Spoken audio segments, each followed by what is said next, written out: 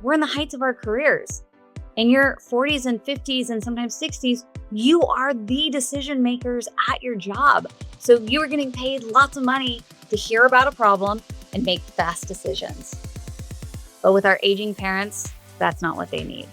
They actually need connection over that certainty or control that we think we're trying to help with.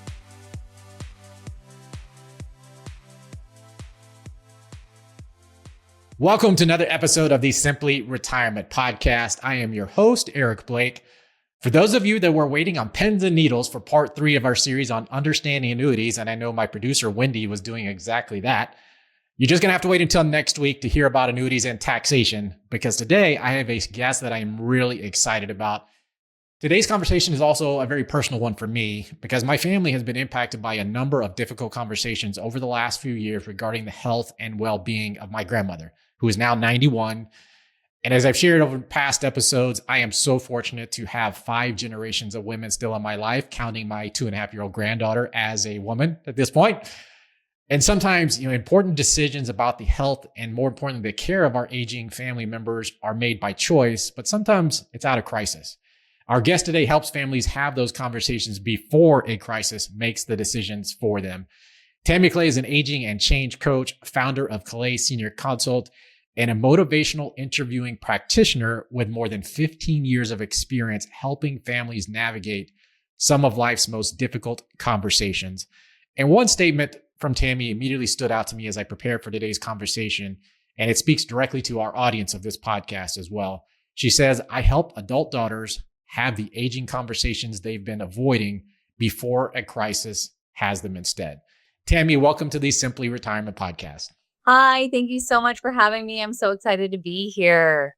Absolutely. I've been looking forward to this for a long time. I just want to start here. I think the quote that I just read perfectly captures why having this conversation today is so important. I just want to start. Why do you think so many families avoid these conversations until life forces them to be had? Well, there's many, many reasons, I think.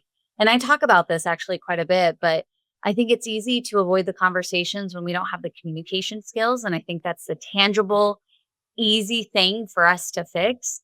I also think a lot of families avoid these conversations due to not quite having an articulation or conversation about what respect is. So they often think, oh, it's being respectful to not talk about it, but actually we're losing our aging parents' voice when we don't talk about it. And then the third thing that I think is really common is we're all so busy. Mm-hmm. And so these conversations take time, they take some energy, they take some real emotional bandwidth. And that's something we don't always have in every single moment. So especially, again, I'm a mom of 2 little toddlers right now. I know there's a lot of moms out there and dads out there. When you're trying to manage family life, but you've also got an aging parent, it's really hard to slow down. Absolutely. I've intentionally built a large part of my professional network around people who support older adults and their families, because that's such an important part of the work that we do in helping women prepare for retirement. And sometimes that means helping clients who are experiencing health challenges themselves and involving their adult children in the planning process. Other times it's helping a client who they may be navigating these conversations with their own aging parents. And many of the professionals that I network with have actually been on the podcast, but you're the first person that I've met whose primary focus is helping families learn how to have these conversations before a crisis happens. What led you to dedicate yourself to this type of work and helping families in this way? Well, let me share a story with you, because this is what really hit me back in 2014. I was working at a senior living community. They had independent living, assisted living, and memory care. And it was this beautiful fall afternoon, and this gentleman, an adult son, came in to look for his aging parents. And he said they were, quote unquote, fine at home. They had a little bit of memory loss, but they were doing okay. So he just wanted to start gathering some information, as he should. And we took a tour. We said our goodbyes, and he went on, with his day and his week. About 4 weeks later, he called me in a complete crisis. He said his aging parents had gotten into their car, something they did every single week, to go to the grocery store. But instead of making it into the grocery store, they got lost. They ended up driving 8 hours out to the Blue Mountains and were found alive by a park ranger, but very disoriented, dehydrated, and very confused. And so Steve, this gentleman, called me and he was like, I clearly can't wait on this anymore. I am forced to make decisions. But more importantly, when he came in to see me, at this time I was 25, maybe 26. This is like a 42, maybe 45-year-old man. He's actually crying on my shoulder, Wow. so wrought with guilt and anxiety because he's like, we never talked about what they wanted ever. And then because we never talked about it, now it feels like I'm doing something to them and not for them. And I think that's the big distinction that really motivates me. It's one thing when we have a conversation about things and your adult children are not now just enacting your wishes versus feeling like adult children are forced to make decisions for you. And that's what really motivates me because I want to see senior citizens. I want to see their voice in every room into their 80s and 90s. And I want adult children to not feel that immense guilt and exhaustion from doing something to their aging parents. Well, I think that's one of the themes that kept coming up as I was learning more about the work that you're doing was this idea of connection over control. You know, when we love someone, especially when it's a parent, our instinct is often to jump in and give advice or try to fix whatever their problem might be, right? But you teach something that's a little bit different. Can you explain what you mean by connection over control and why that approach leads to better conversations? Yeah. Well, first off, there's so many different ways my brain is going. First, I want to recognize our aging parents want connection with us.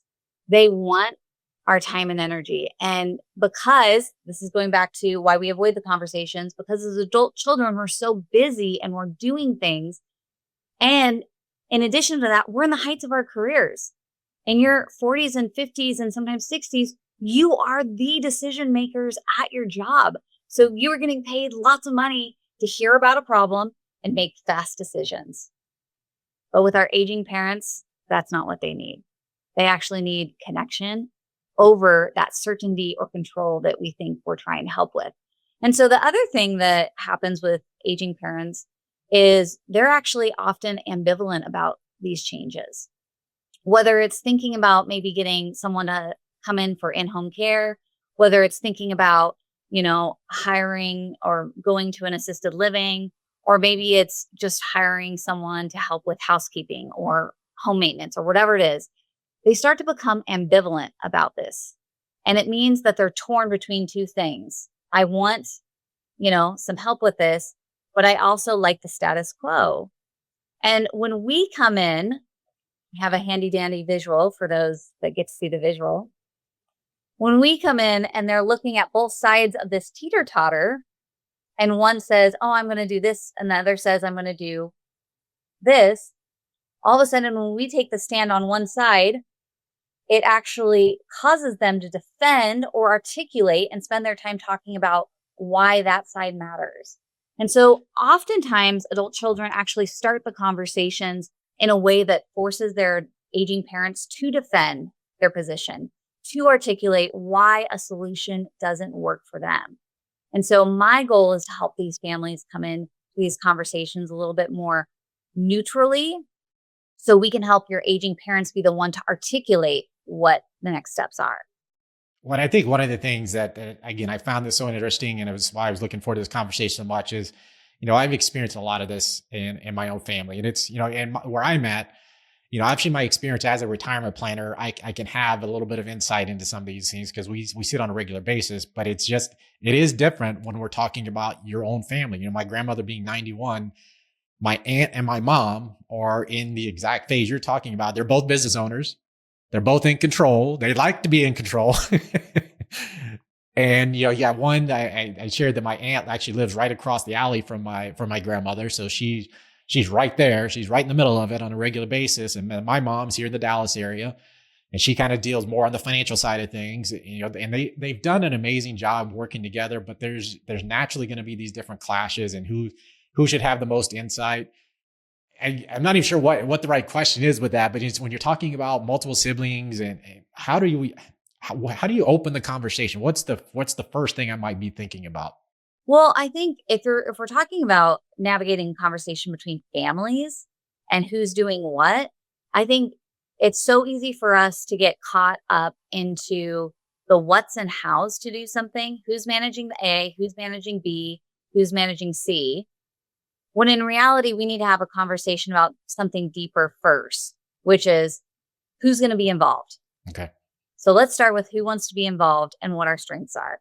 And then we can start to divvy out who's going to do A, B, or C. But sometimes it's easy for us to dive into the what's and hows versus getting focused on the right things first. Perfect. I think that's great. So let's imagine someone might be listening and in their mind, they're thinking, I know we need to have this conversation with their aging parent, but every time I think about bringing it up, I freeze because I don't know what to say. How would you encourage that person to begin? What are some of the first questions that they can ask that might open the door without making their parent feel like they're losing their own independence, which actually that's a big part as well. I know my grandmother's experienced that. Or I feel like the parent's being told what to do. Yeah. Well, I teach. So I'm going to be launching this fall. It's called Hard Conversations Handled Well, Aging Parents Edition. And it's a 5-week program for people to learn how to have these conversations. But one of the first things we learn is actually not a question or anything. We learn how to create a safe space, and then we learn how to say our intention. And so often we get our intention kind of confused with the solution that we're going after versus what's really in our heart. So there's a difference between, hey, mom, I want to talk to you about assisted living. That's solution forward, right? That's not really our intention. That's the intention maybe of the conversation, but that's not our intention as a family member. Versus, hey, mom, I love you. I love you so much that I want to make sure your voice is heard even into your 80s and 90s. And so we follow your wishes and not what we want. Those are two very different statements to start. And so the first thing I teach people is to aim, which is how do we cultivate a statement that is true and authentic for you, but that is focused on what is your intention? What is your love for them? How do we create a safe space for them in that moment? And then what are we trying to talk about that we want to help with? Not what we want to solve, what we want to help with. What that reminds me of is the conversations that I've had in the last, it's in the last 6 months or so, probably. But, unfortunately, these conversations, the initial conversations start happening, years ago. But that's one of the things that happened for us is, in our family, hospice was like a 4-letter word. We just didn't bring it up to my grandmother for a long, long time. But one of the things, one of the hospice nurses helped with is really had to get to the point where we had to really explore this, was just how to reframe it a little bit differently to say, it's not about the term hospice. It's what advantage or what kind of care is involved in this. And once my grandmother kind of understood what there really was to it, how much more care she could actually get and stay in her own home, which has been a priority the entire time, and just reframing a little bit as far as why this is going to be helpful for you, how it's going to actually make you feel better, less stress on the family, less stress on she does have 24/7 caregivers in addition to the hospice, but just less stress across the board. And it was simply, how did we reframe that conversation so that she understood why it would be so helpful for her? Yeah, in two ways. So the first thing I think of when someone says, hospice is a dirty word for our family, my first thought process is going into empathetic, reflective statements. So what is she feeling? Like, what do you think she felt in the moment when you guys talked about hospice or you try to bring it up?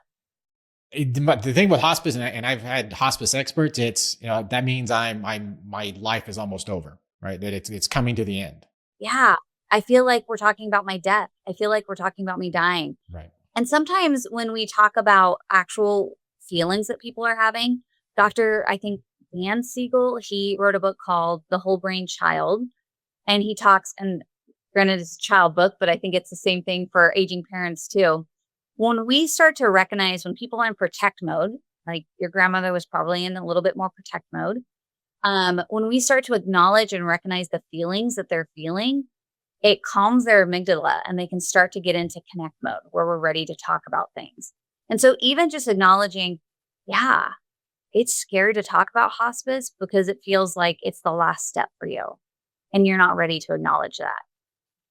Even a statement like that can help her feel like, all right, Eric gets me.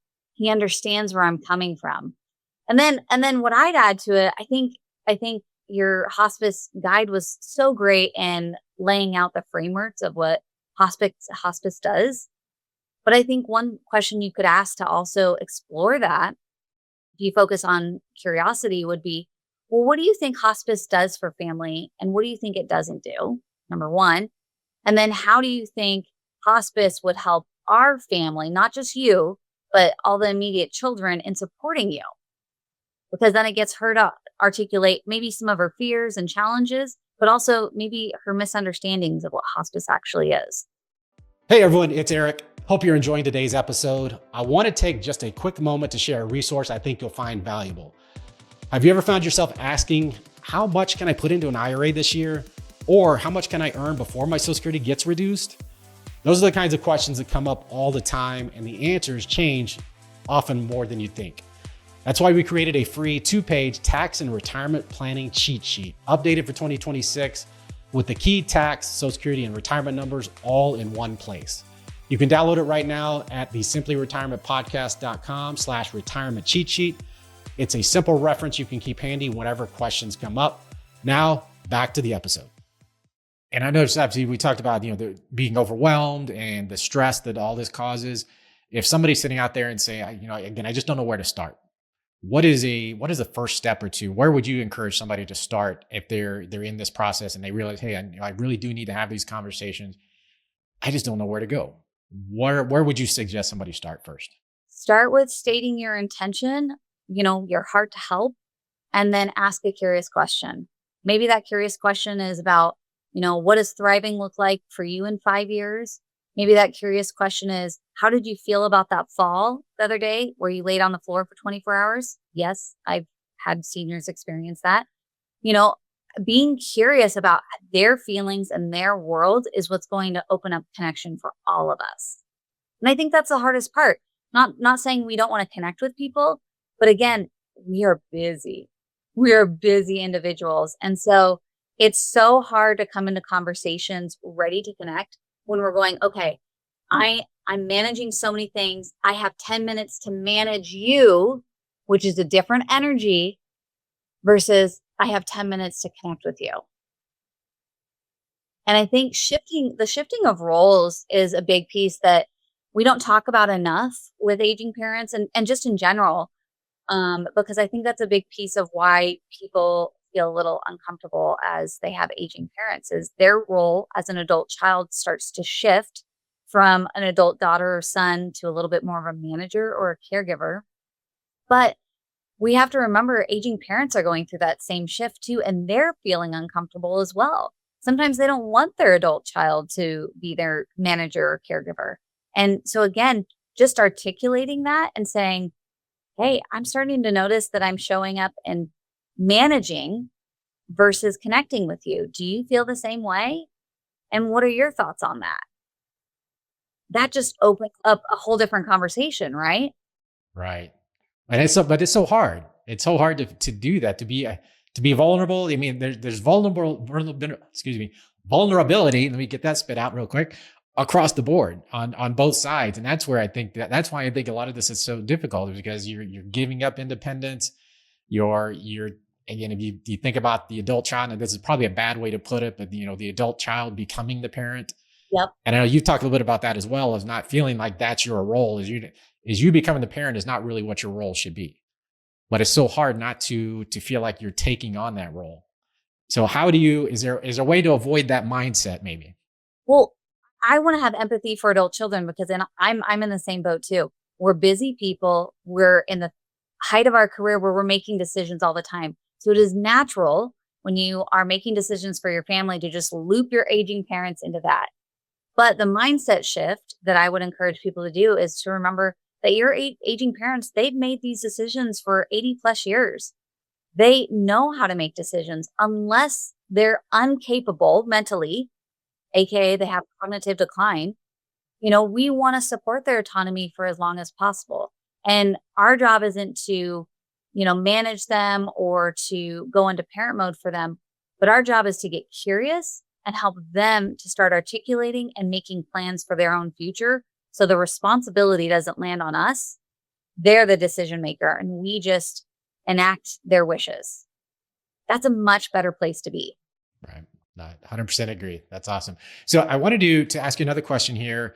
As I've mentioned that, a lot of our clients that we work with in our wealth management practice or retirement planning practice are in that area where they are the older adult looking at, they've got adult children who are trying to navigate these decisions.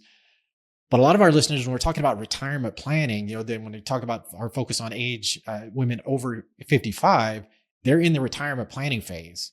And one of the things I would be curious to get your thoughts on, if someone listens today to the conversation, they say, I don't want my own children to face these same challenges one day. What are one or two conversations you would encourage them to begin having now? So somebody may be in their 50s and 60s and at some point will likely fall into this category of, hey, somebody might be helping me make these decisions. What are things they could do today in preparation for that phase of life?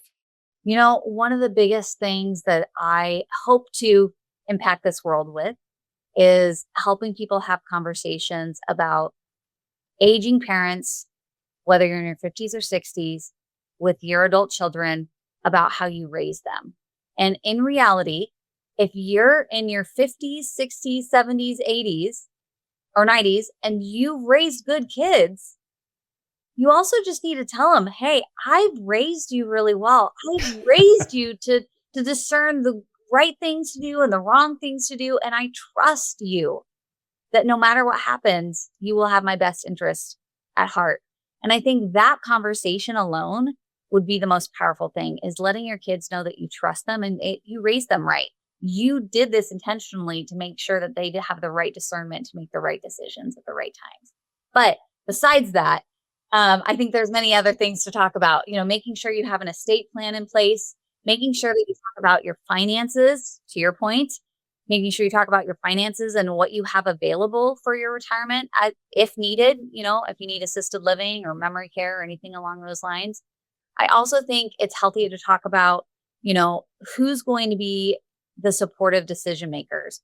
Obviously, when you do an estate plan, hopefully you put in a power of attorney, and you want to talk about that a little bit, why that person's going to be that person to lean on, and what are the signs and indicators for, this goes for many different things, for finances, for health, for driving, but what are the signs and indicators that things are changing that your adult children should start to say, hey, I've noticed some things. How are you feeling about this? But I think when people start to, again, whether you're in your 50s, 60s, 70s, or 80s, when you start to identify your own indicators of, hey, that would be a little bit concerning. If I ran 3 stoplights in a row, or if I had, 3 fender benders in a month, or whatever the indicators are, when you start figuring out what those are, it helps everyone to go, when that happens. And it's not so much of an adult child going, it's now everyone going, yeah, things might be changing. Well, and it's, that conversation about I would use, the fender bender example of, well, it's the adult child come and say, I'm gonna come take your keys. You can't drive anymore, versus let's have that conversation. I mean, we've seen that in our practice. We have a couple of ladies that are in their late 80s, early 90s. And those conversations were had, and it was the reactions were different. Of I made the decision to give up my keys, versus somebody stepped in and say, I'm taking those keys. Yes, and that's where I'm very pro helping our aging parents have autonomy for as long as possible. So the more that we start these conversations and help them to start processing some of these things at an earlier age, the easier those conversations are going to be down the road. Because like you said, they're going to go, oh yeah, that is a little bit of a concern, versus, no, I can still drive. I'm not going to say those conversations are still easy. They're still going to be challenging and hard and emotional, but they're going to be a little bit easier because they've been thinking about them. Well, it's also funny to see how everybody reacts to, the changing world we live in of, I can give up my keys because now I can just call Uber or call Lyft and I can get wherever I want to and I don't have to worry about it. Yes. I just was listening to, I don't know if you've connected with Belite Care, but I really liked, she talked about a driving retirement. Instead of looking at, as stopping driving, just thinking about a driving retirement. And I'm like, I love that framework for that, just talking about that in a conversation as well. Right. Well, and you touched on it already, but I would love for you to talk a little bit more about the hard conversations handled well, the program that you're coming out with soon. Just in general, who is it designed for, and what can participants expect to walk away with if they were to participate? Yeah. So it's designed for adult children that want to have these proactive conversations, and you want the communication skills. So I am teaching actual skills. We're not just talking about say this question or do this. I am teaching you how to navigate resistance. Number one thing I want people to walk away with: how do I respond to resistance? Because when you start to know how in communication, whether you're a leader, a parent, or a family member, to respond to resistance, communication doesn't become scary anymore. I know exactly how to handle resistance every time it pops up.